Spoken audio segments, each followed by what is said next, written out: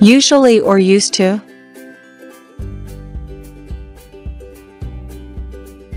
Hello. This is Easy Grammar from eLearning English. I'm Jenny. For some English learners, it is easy to confuse the adverb, usually, with the modal verb, used to. They sound somewhat similar. Used to and usually both deal with habitual actions or states.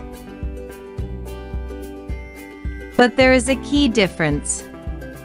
So let's talk about that today. The modal verb used to is about past habits or states. The adverb usually is about present habits or states. Listen to this speaker talking about the past.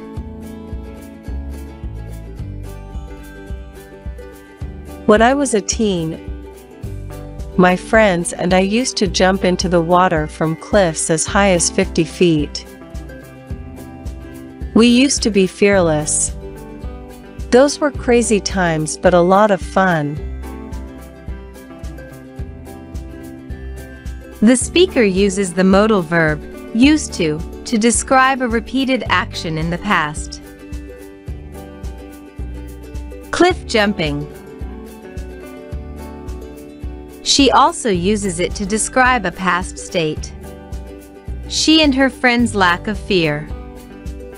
Used to indicates that none of these things are still true now.